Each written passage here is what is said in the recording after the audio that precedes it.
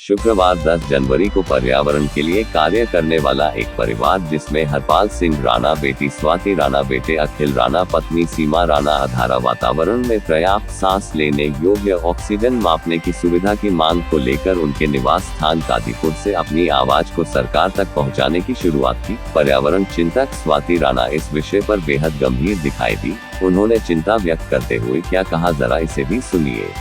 हाँ, ये एक बहुत दुख की बात है कि जब कोविड आया था तो बहुत ऐसा हुआ था कि बहुत लोगों की मृत्यु हुई थी ऑक्सीजन ना मिलने की वजह से। तो आप तब भी देखिए, तब भी जो ऑक्सीजन का जो कॉन्सेंट्रेशन होता है, जो उसके नापने के यंत्र होते थे, तो वो जो ऑक्सीजन मिलती थी वो हमें प्रकृति से मिलती थी। तो हमें ये तो पता है कि हमें ऑक्सीजन प्रकृति से मिल रही है, लेकिन हमें ये नहीं पता कि हमारे पास कितनी होनी चाहिए। तो अगर हमने कितना ऐसा वक्त देखा है जिसमें ऑक्सीजन की कमी की वजह से लोगों की मृत्यु हुई, तो सरकार को बहुत ज़रूरत है इस चीज़ पे ध्यान देने की कि वो ऐसे यंत्र बनाए कि जिससे हम ऑक्सीजन को नाप सके कि कहाँ पे कितनी ऑक्सीजन है और कितनी होनी चाहिए। धरने पर बैठे पर्यावरणविदों ने इसे लेकर चिंता व्यक्त की और अपनी बात को सरकार के कानों तक पहुंचाने के लिए हमारे माध्यम से क्या कहा, उसे भी सुने। पर्यावरण में ऑक्सीजन की जांच करने के आरंभ करने के लिए उपवास किया गया।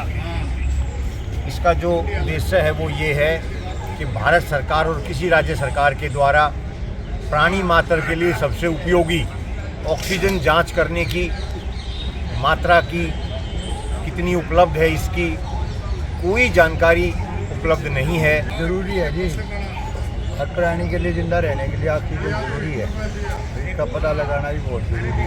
उपलब्ध है ना, इसके लिए बहुत ही ज़रूरी है। ये पेड़ों पे ध्यान देना चाहिए, पौधे लगाने चाहिए। और ये जो हमारे हरपाल सिंह राणा जी काफ़ी समय से कर रहे हैं। ये हरपाल सिंह जी ने जो है बहुत ही बड़ा इनिशिएटिव लिया है, एक शुरुआत है। G20 की मीटिंग होने वाली है, 20 जो सबसे अमीर मुल्क है वो हिंदुस्तान में शिरकत करेंगे। तो ये जो समस्या है प्रदूषण की पूरी दुनिया में चल रही है। अभी जो है वहाँ पे एक क्या नाम है वो, मिस्र की जो शहर है, वहाँ पे अभी कोप का एक मीटिंग हुआ। वहाँ पे पर्यावरण से संबंधित तमाम बातें रखी गई।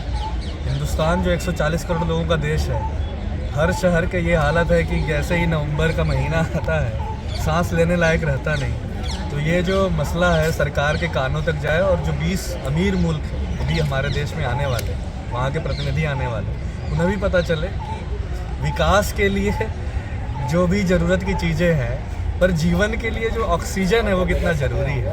उस मूल्यवान चीज़ के लिए लोगों के लिए हरपाल सिंह राणा जी जो लड़ाई लड़ रहे हैं उसमें हम लोग साथ हैं। और सरकार से ये निवेदन है कि अगर वो हमारी बातों को सुने, अगर नहीं सुनती है तो इसके खिलाफ जो संघर्ष और बड़ा होगा। और जो हरपाल सिंह राणा जी और तमाम साथी तय करेंगे उसको हम लोग आगे लेके जाएंगे।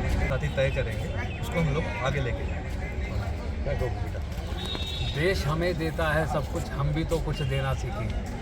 ये जो पंक्तियां हैं उसको चरितार्थ कर रहे हैं बाबूजी हरपाल राणा जी, और इनके मार्गदर्शन में ये जो मुद्दा उठाया गया है, ये आने वाले G20 देशों को अगर हमने प्रभावित करना है, तो अगर हम उनको स्वच्छ हवा ही नहीं दे पाएंगे तो फिर देश की संस्कृति का क्या प्रचार प्रसार कर लेंगे कि जहाँ प्राकृतिक पूजक जो हमें देश बोला जाता है, वहाँ पे उस प्राकृतिक पूजक देश में ऐसा वातावरण खराब है। तो सरकार को आज जो ये मांग जंतर मंतर से उठाई गई है बाबूजी द्वारा, अपने हरपाल राणा जी द्वारा, तो इसके ऊपर विचार करना चाहिए। और अब विचार करने का समय नहीं है, इसको तुरंत के तुरंत इसका संज्ञान लेकर प्रधानमंत्री जी को और संबंधित विभाग को इसका संज्ञान लेकर इस पर तुरंत कार्रवाई करनी चाहिए, ताकि ऐसा ना हो जिस तरह जो कॉमनवेल्थ गेम हुए थे उसमें भारत की जो फजीहत हुई थी, ऐसा ना हो कि इस वाले में इसकी जो ऑक्सीजन है उसकी वजह से वो फजीहत हो।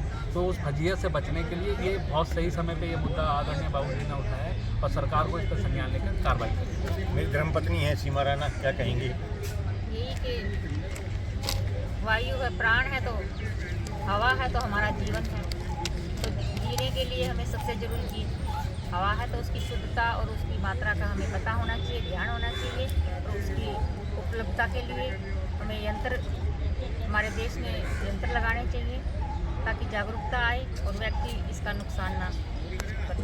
देखिए, ऐसा है कि ये बिल्कुल ठीक है, प्राणी मात्र के लिए सबसे आवश्यक होती है ऑक्सीजन। 3 से 4 मिनट 5 मिनट में भी व्यक्ति के प्राण निकल जाते हैं, जबकि खाने और पानी के अलावा कई दिन तक जी सकता है। इसी तरीके से ये जो 100 दिन का हम समय दे रहे हैं सरकार को, कि 100 दिन में सरकार इसकी लगाने का आरंभ करे, और अगर 5 जून तक ये नहीं लगाए जाते हैं पर्यावरण दिवस पर हम यहाँ अनिश्चितकालीन धरना देंगे। और क्योंकि सरकार की, जैसे बेटे ने बताया, कि अगर ये किसी मुल्क के अधिकारी ने यहाँ पे ना पूछ लिया सरकार से कि आपके यहाँ पे ऑक्सीजन की मात्रा क्या है, और वो नहीं बता पाए, तो क्या फजीयत होगी, कितनी बदनामी होगी।